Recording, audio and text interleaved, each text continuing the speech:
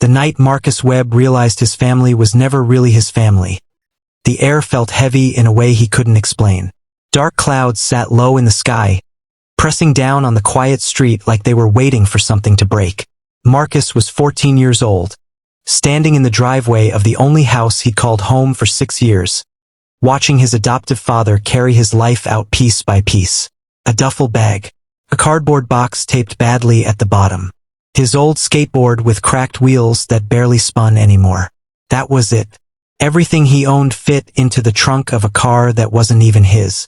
If this story already feels heavy, take a second right now and tap like. And if you're new here, subscribe to Emotional Twist, because stories like this remind us how quickly life can change, and why resilience matters more than comfort. The Webbs had taken Marcus in when he was 8, pulling him out of the foster system with smiles and promises that felt real back then. They'd said words like, forever family, and fresh start. The kind of words adults use when they want a child to believe things will finally be okay. Marcus believed them. He believed them so hard that he stopped packing his bag every time he went to sleep, stopped waiting for the knock that meant he was being moved again. Forever, it turned out, had an expiration date. It didn't end all at once. Started the way these things always do, quietly. Comments about how much he ate. Jokes about how fast he grew out of clothes. Complaints about how expensive it was to keep up with him. Then came the comparisons. Tyler, their biological son, 2 years younger, quieter, easier, always somehow better without trying. Marcus tried harder. He stayed out of the way. He learned how to be invisible in a house that never really felt like his. None of it mattered. By the time Marcus turned 14, the decision had already been made without him in the room. Mr. Webb got a job across the country. They were moving. Marcus wasn't coming with them. They framed it as practicality, as what was best for everyone. They'd found him a placement, a temporary group home 3 towns over. Mrs. Webb couldn't look him in the eye when she explained it. Mr. Webb checked his watch like this was just another errand he needed to finish. Marcus didn't argue. He'd learned a long time ago that arguing only made things worse. When the social worker arrived, Mrs. Webb hugged him quickly, the kind of hug that happens because it's expected, not because it's felt. "Take care of yourself," she said. Marcus nodded. He didn't say what he was thinking, that he'd been taking care of himself for a long time already, that they'd stopped being his family the moment they started counting the cost of keeping him. The group home was exactly what Marcus expected. Loud, crowded, full of kids who had learned not to get comfortable because comfort never lasted. Beds lined up too close together. Staff who tried their best but were stretched thin. Rules posted everywhere, none of them making the place feel like home. Marcus followed every rule. He kept his head down. But something inside him had changed. He wasn't angry. He wasn't sad in the way people expect. He was awake. 6 years of trying to earn a place that was never really his had taught him a painful truth. No one was coming to save him. No one was going to hand him a future. If he wanted something that couldn't be taken away, he would have to build it himself. That's when he started noticing the woods behind the group home. A thick stretch of forest running along the edge of town, mostly ignored. Kids went there to smoke. Couples went there to disappear for a while. No one went there to stay. One afternoon, Marcus walked into the trees just to breathe air that wasn't shared with 7 other people. That's when he saw it. A cluster of old oak trees growing close together, their branches reaching toward each other like they were holding hands. One oak stood out, tall, strong, about 15 feet up. It split into a wide, sturdy fork that looked like it had been waiting for something for decades. Marcus stood there, staring up, feeling something settle into place inside him. He didn't have a family. He didn't have a home. But he could build one. Right there, in a place no one cared about. In a tree everyone walked past without seeing. They would laugh. He knew that. They always laughed. But for the first time in his life, Marcus didn't care. He was done trying to fit into spaces that were never meant for him. He started with no plan and almost no money. For the first week, he didn't build anything at all. He watched the tree. He learned how it moved in the wind, where the sun hit during the day, which branches were solid and which ones flexed too much. He borrowed a tape measure from the maintenance shed and climbed up when everyone else was distracted. The fork was stronger than he'd hoped. He sketched rough diagrams in a notebook he hid under his mattress. Money was a problem. Marcus had $37 saved from mowing lawns and hauling trash. It wasn't enough for real lumber, so he got creative.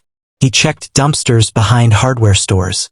He dragged old pallets from behind a shipping warehouse into the woods one by one. He picked nails out of abandoned construction sites, filling his pockets until they sagged. People noticed him disappearing. One kid asked where he was going. Marcus shrugged and said he liked walking. No one pushed. Everyone there had their own escape. His just happened to be in the woods. He worked slowly, teaching himself as he went. He'd never had anyone show him how to build. Every mistake became a lesson. He started with a simple platform, boards nailed across the fork of the tree. It took 3 tries to make it level. When he finally stepped onto it and felt it hold his weight, the feeling was electric. It wasn't much, but it was his. Weeks passed. The platform became walls. Walls became shelter. Nothing matched. Plywood with peeling paint. Tin sheets that rattled in the wind. It wasn't pretty, but it stood. Hikers stopped one afternoon and stared up at the structure. "What is that?" one asked. "A treehouse," Marcus called down. They exchanged looks that said they didn't believe in it. "Good luck," one said, walking away. Marcus kept hammering. He didn't need their belief. By the end of the first month, he had a roof and 4 walls. No insulation. No real door. But it was shelter. He started spending nights there, sneaking out after curfew, sleeping on donated blankets. Rain leaked through gaps, soaking his clothes. He smiled anyway. For the first time, he was somewhere that existed because he refused to give up. The treehouse became everything. He bartered work for tools. A salvage yard owner gave him broken tools in exchange for cleaning. A diner owner gave him scrap wood after he helped move furniture. Slowly, it became real. The town noticed. A newspaper ran a mocking article. "Local teen builds treehouse dream." Marcus read it once and threw it away. Doubt crept in at night when the wind made the walls creak. Then he remembered the driveway, the trunk, the way he'd been replaced. He picked up his hammer again. Not everyone laughed. A 12-year-old boy named Elijah started following him. "Can I help?" he asked. Marcus handed him a hammer. They worked in silence. "Why are you doing this?" Elijah asked. "Because no one can take it from me," Marcus said. Elijah nodded like he understood. The treehouse grew taller. Windows were added. A wood stove followed. Warmth filled the space. People came to look, some curious, some judgmental. A town official warned him it wasn't safe. Marcus reinforced everything. If they tore it down, they'd have to mean it. Quiet kindness appeared too. Sandwiches left at the base of the tree. Notes that said, "Keep going." Winter came. The treehouse held. Marcus watched frost form on the windows, breath fogging the air, stove burning steady. People said it was a phase. Marcus didn't argue. He built. Spring came fast. The river swelled. Warnings were ignored. Marcus noticed everything. He moved his belongings higher. The group home sat low. The treehouse stood high. Rain came, then more rain. The river grew angry. News anchors stayed calm. Marcus didn't. Friday night, the storm arrived with fury. Wind screamed. Rain pounded. The river broke its banks after midnight. By morning, Riverside was underwater. The group home flooded. People evacuated through waist-deep water. Marcus watched from the treehouse as the town drowned. Elijah arrived soaked and shaking. Marcus pulled him up and wrapped him in a blanket. The treehouse everyone mocked stood untouched. High, safe, solid. And that was just the beginning. By mid-morning, the rain slowed, but the damage was already done. Riverside looked like a different place from above. Streets had turned into rivers. Cars sat half-submerged like forgotten toys. People waved towels and flashlights from rooftops, their voices barely carrying over the sound of rushing water. Sirens wailed somewhere far away, stretched thin, overwhelmed. Marcus stood at the edge of the treehouse platform. gripping the railing he'd built with his own hands, realizing something that made his chest tighten. He wasn't just safe. He was positioned. High ground, shelter, warmth. He had built the one place in town that the flood couldn't touch. Elijah stood beside him, eyes wide, hugging the blanket tighter around his shoulders. "What do we do?"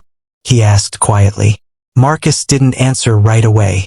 He scanned the flooded streets below, counting rooftops, spotting movement, listening. No one had ever asked him that question before. What do we do? People usually told him what to do. This time, the choice was his. He felt fear, real fear, the kind that makes your hands shake. But under it was something stronger. Clarity. "We help," Marcus said. "As many as we can." The first rescue wasn't dramatic. It was an older man standing on the roof of a one-story house near the edge of the woods, soaked and exhausted. Marcus rigged his pulley system, tied a rope, and climbed down as far as he safely could. He talked the man through it, steady voice, calm instructions. When the man reached the platform and collapsed, crying into his hands, Marcus realized something else.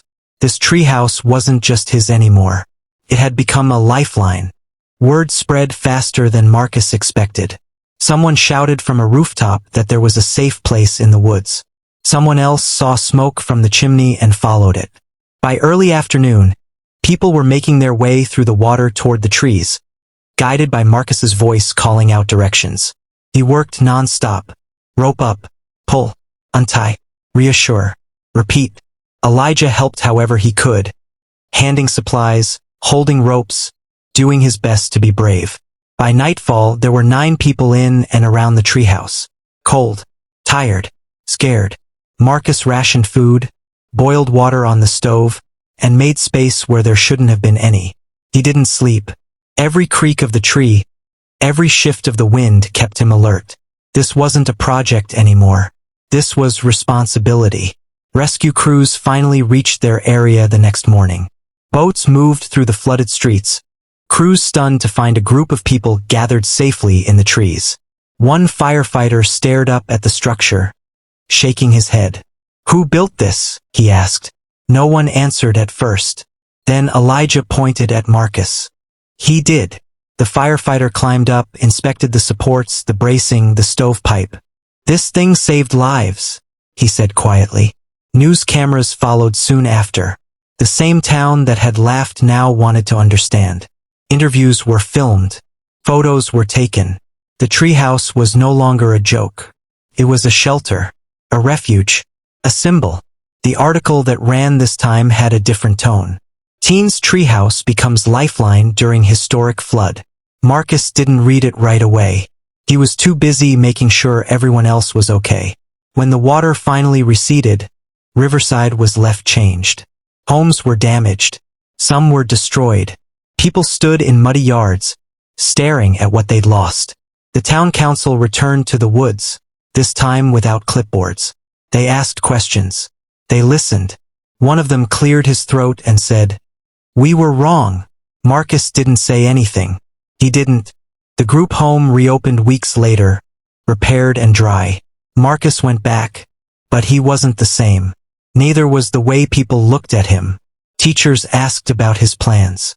Neighbors nodded with respect. Strangers stopped him to say thank you. The treehouse stayed. It was reinforced, improved, made safer with donated materials and volunteer help. But it never stopped being what it started as. Proof. One evening, Marcus sat alone in the treehouse, watching the sun set over a town that finally saw him. He thought about the driveway, the trunk, the word forever that hadn't lasted. He realized something that made him smile. Family wasn't who promised to keep you. It was who showed up when it mattered. Sometimes, family was something you built from nothing. If the story hit you even a little, drop a comment and tell me what part stayed with you the most. And if you know someone who needs to hear this, someone who feels overlooked or underestimated, share this story with them. Stories like this are why Emotional Twist exists, because sometimes the thing everyone laughs at becomes the thing everyone needs.